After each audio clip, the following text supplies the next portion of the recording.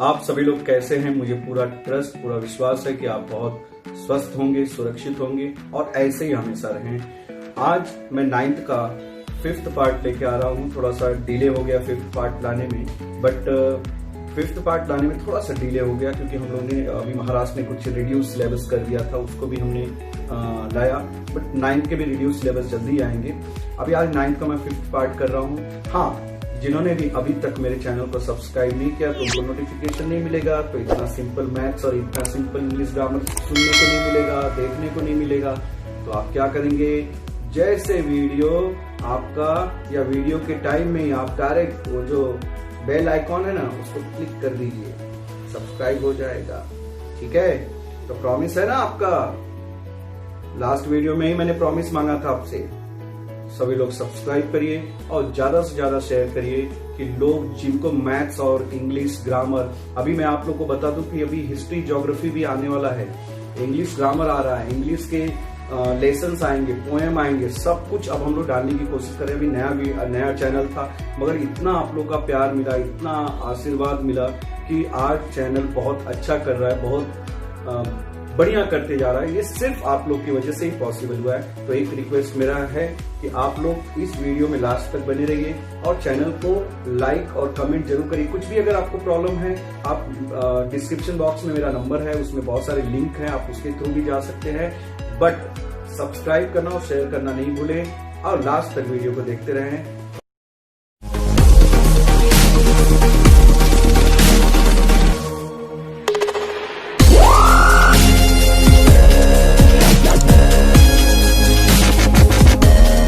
Third तक कर चुका था ये क्वेश्चन को, अभी मैं 4th करने जा रहा हूँ और आज मैं ये एक्सरसाइज जो है प्रैक्टिस सेट है, आज कंप्लीट हो जाएंगे। उस पर डिपेंड आपको प्रॉब्लम सेट में सम्स है, वो प्रॉब्लम सेट के सम्स आप करिए। तो चलिए क्वेश्चन नंबर 4th में चलते हैं। 4th सम्स को लोग बोलते हैं बहुत डिफिकल्ट है, मुझे नहीं लगता कोई डिफिकल्ट है। 4th सम्स में मैंने क्वेश्चन लिख के रखा है। अब आप लोग को मालूम होगा, मैंने फर्स्ट वीडियो में टेबल ऑलरेडी आप लोग को सिखाया, तो सबको टेबल लर्न हो गया रहेगा। तो आप लोग एक काम करो, tan 60 की वैल्यू पहले रख दो। tan 60 के जगह पे देखो √3 आ गया, उसकी वैल्यू आ गई। sin 60 की वैल्यू आ गई √3/2 एंड cos 60 की वैल्यू आ गई 1/2। एक बार फिर सुनो, tan 60 की जगह पे √3, sin 60 की जगह पे √3/2 एंड cos 60 की जगह पे 1/2 आ गया। मतलब मैंने तीनों की वैल्यू इसमें सब्स्टिट्यूट कर दिया ना। आपको न्यूमरेटर में कोई चेंजेस नहीं करना, क्योंकि न्यूमरेटर के बाजू में ना प्लस है ना मल्टीप्लीकेशन है, कुछ भी नहीं है, तो उसको एज इट इज रखा। मगर यहां पर फ्रैक्शन दिख रहा है, न्यूमरेटर डिनोमिनेटर, न्यूमरेटर डिनोमिनेटर, तो यहां पे क्रॉस मल्टीप्लीकेशन पॉसिबल है। तो क्रॉस मल्टीप्लीकेशन, हम लोग इतने लकीएस्ट हैं कि क्रॉस मल्टीप्लीकेशन की जरूरत ही नहीं पड़ेगी। क्यों? क्योंकि यहां पे डिनोमिनेटर सेम है। अगर डिनोमिनेटर सेम रहे बच्चों तो कभी क्रॉस मल्टीप्लीकेशन नहीं करना। 2 यहां पे डिनोमिनेटर कॉमन ले लेना और न्यूमरेटर को एज इट इज लिख देना, मतलब √3 + 1। मतलब कितना सिंपल है कि अगर डिनोमिनेटर सेम है तो हमें क्रॉस मल्टीप्लिकेशन की जरूरत ही नहीं है। 2 लिख दिया और √3 + 1, तो आपको समझ में आ गया होगा। देखिए नीचे हम लोगों ने इसको सॉल्व कर दिया। इसके बाद मैं क्या करूंगा, ये √3 जो है इन दोनों को बुलाएगा कि भाई तू ऊपर आ जा, हम भी सम्स करते हैं, आगे मिलके काम करते हैं। तो ये जब √3 इन दोनों को बुलाएगा, मतलब न्यूमरेटर डिनोमिनेटर को बुलाएगा, तो आपको मालूम है जब ये ऊपर जाएंगे तो वैल्यू इन्वर्ट हो जाती है, वैल्यू इन्वर्ट हो जाती है। तो देखिए जहां पर न्यूमरेटर था अब देखो डिनोमिनेटर हो गया, और जहां पे डिनोमिनेटर था और न्यूमरेटर हो गया, बराबर। अब मैंने आप लोग को बहुत सारे सम्स में बताया है कि ये देखिए ये रूट के, अगर मान लीजिए यहां पे √5 है और √3 है, तब तो मल्टीप्लीकेशन हो सकता है 15। बट अगर मान लीजिए यहां पर 2 है और √5 है, तो ये मल्टीप्लाई कभी नहीं होता है। क्यों? क्योंकि इसके अंदर रूट नहीं है, तो ये रूट के बाहर ही रहता है। ठीक है, तो वही चीज हम लोग यहां पे करने जा रहे हैं बच्चों। यहां पर 1 मिनट थोड़ा सा रफ हो गया, √3 + 1 है। ओके, अब न्यूमरेटर को मल्टीप्लाई कर रहा है, तो देखिए 2 का मल्टीप्लाई √3 में होगा तो 2 देखो बाहर है, और देखो डिनोमिनेटर में आ गया √3 + 1। आप लोगों ने 9th में एक चैप्टर था, सर्च चैप्टर, 9th में, अभी आप 9th में ही हो, तो सर्च चैप्टर है मैथ्स 1 में, तो आप लोग कर चुके होंगे। तो मैथ्स 1 में सर्च में क्या बताया गया है कि अगर डिनोमिनेटर में रूट है और प्लस फॉर्म में है, +5 +2 +3, तो हम रैशनलाइज करते हैं। तो रैशनलाइज किसको बोलते हैं? देखिए क्वेश्चन को मैंने यहां पे लिख दिया 2√3 अपॉन √3 + 1, क्वेश्चन को लिख दिया। रैशनलाइज मीनिंग होता है कि अगर ये प्लस है तो देखो माइनस से मल्टीप्लाई होगा, प्लस है तो माइनस से मल्टीप्लाई होगा, इसी को हम लोग रैशनलाइज बोलते हैं। वापस सुना बच्चों, क्वेश्चन को लिख दिया और न्यूमरेटर और डिनोमिनेटर में अगर प्लस है तो माइनस से मल्टीप्लाई और अगर माइनस है तो प्लस से मल्टीप्लाई, इसी को बोलते हैं रैशनलाइज करना। अब बच्चों न्यूमरेटर में नो चेंजेस, मल्टीप्लाई अभी मत करना, प्लीज प्लीज मल्टीप्लाई मत करना। कई प्रोफेसर ने मैंने देखा मल्टीप्लाई किए हैं, मैं तो बोला मल्टीप्लाई अभी करना ही मत। अच्छा, आप लोगों ने एक क्वेश्चन पढ़ा होगा 8th में identities, a + b a - b, तो यहां पे क्या होता है first into first a², second into second b² और प्लस माइनस माइनस हो जाता है। यहां पर भी बच्चों सेम होगा, √3 √3 1 इंटू 1 ² अब देखो न्यूमरेटर को सेम लिखा और मैंने आपको बताया भी था कि किसी भी सर्च का स्क्वायर अगर आप कर रहे हो, अगर मान लीजिए मैं बोलता हूं √a का अगर मैं स्क्वायर कर रहा हूं तो सिर्फ a आता है, ये रूल होता है, ठीक है। या सिंपल है, आप सर्च में अगर सीखे होंगे तो √5 × √5 होता है 5, सेम वही √3 × √3 3, और 1 का स्क्वायर तो आप लोगों ने सीखा होगा 1 होता है।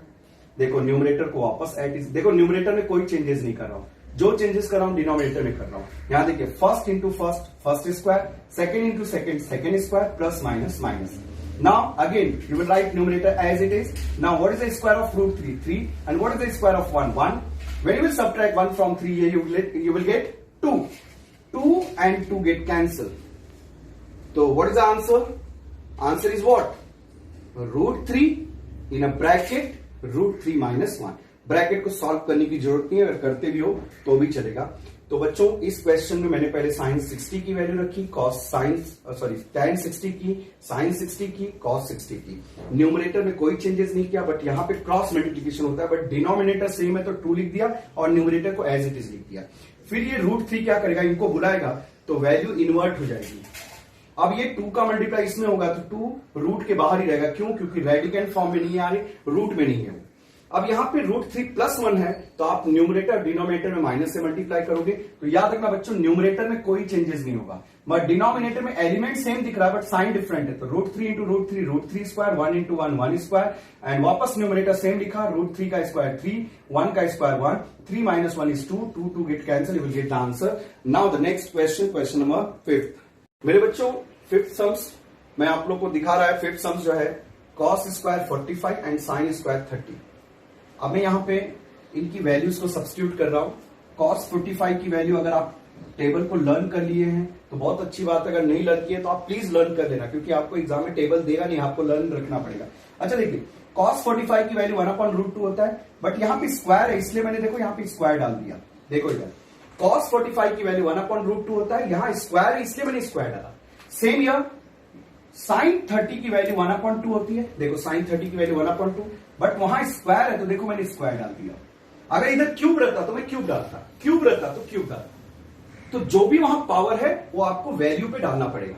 अब बच्चों आपको मालूम है स्क्वायर जो है न्यूमरेटर का भी होगा डिनोमिनेटर का भी होगा, तो 1 का स्क्वायर तो आपको मालूम है 1 होता है, मगर √2 का अब भी मैंने बताया था कि √2 का स्क्वायर जो होता है √2 × √2 ये 2 हो जाता है।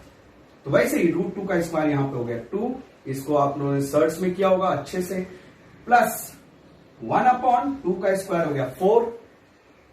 वापस सुना बच्चों 1 का स्क्वायर 1 होता है, बट √2 का स्क्वायर 2 होता है, बट 2 का स्क्वायर 4 होता है क्योंकि वहां रूट नहीं है। नाउ बच्चों क्रॉस मल्टीप्लिकेशन करते हैं। 4 1s are 4, 2 1s are 2 और 4 2s are 8। कई बच्चों के दिमाग में आएगा पहले वाले सम्स में क्रॉस मल्टीप्लाई नहीं किए थे क्योंकि डिनोमिनेटर सेम था, यहां डिनोमिनेटर सेम नहीं है तो क्रॉस मल्टीप्लाई करना पड़ेगा। तो 4 1s are 4, 2 1s are 2 and 2 4s are 8। तो कितना आ गया बच्चों 6/8। मैं तो देख रहा हूं 6 और 8 2 के टेबल में आते हैं, 2 3s are 2 4s are, तो आंसर आ गया 3/4।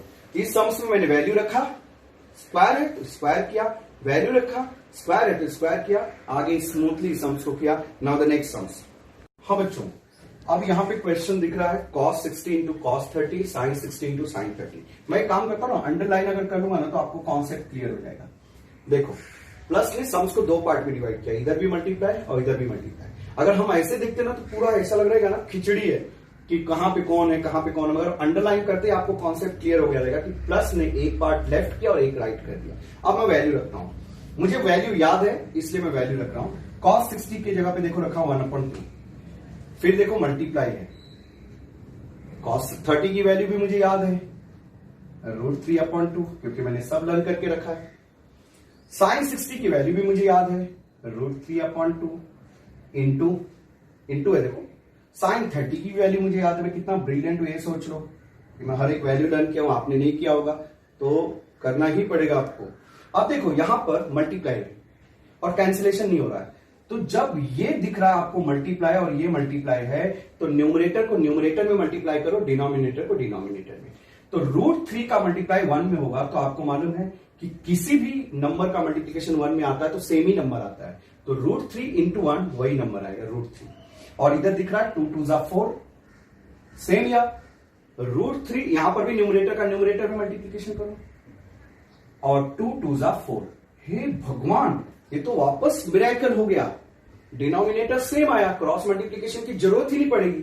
तो यहां पर देखिए डिनोमिनेटर सेम है, कॉमन ले लिया और न्यूमरेटर को एज इट इज लिखा, मतलब √3 प्लस √3 लिखा। वापस सुनना बच्चों, डिनोमिनेटर सेम है तो न्यूमरेटर को भी एज इट इज लिखा। अब मैं आप लोगों को कुछ चीजें बताना चाहता हूं। मान लीजिए ऐसा है, ये देखिए √5 कॉमन हो गया। जब हम प्लस करते हैं तो जो नंबर्स होते हैं वो प्लस होते हैं, जैसे 5। अब मैं एक और बता रहा हूं, √3 तो आपको मालूम है यहां पे हिडन नंबर 1 होता है, तो 1 और 1 क्या हो जाता है, 2 हो जाता है। तो ये जो कॉन्सेप्ट है, ये जो क्लियर करने का कॉन्सेप्ट है, ये किस लिए था वो देखिए। यहां पर देखिए √3 है, यहां पर 1 और यहां पे 1 है, तो आपको मालूम है कि सिर्फ बाहर के नंबर ऐड होते हैं और ये √3 कॉमन हो जाता है, डिवाइडेड बाई 4।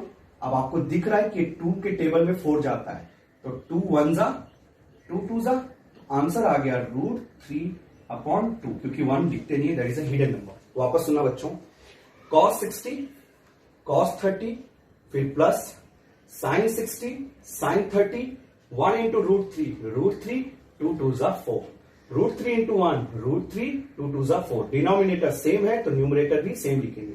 यहां हिडन नंबर 1 है और इधर भी 1 है, तो 1 और 1 क्या हो गया 2 से अगर कैंसिल करेंगे तो यहाँ पे √2। बच्चों आज का लेक्चर कैसा लगा? आई होप सो आप लोगों को बहुत बढ़िया लगा होगा, बहुत मजा आया होगा। तो अब अगले वीडियो में हम लोग इससे रिलेटेड प्रॉब्लम सेट में जो सम्स है आप करिए, और अगर आपको प्रॉब्लम सेट में कोई डाउट है तो कमेंट में जाके लिखिए कि हाँ प्रॉब्लम सेट का ये सम सर करो, ठीक है।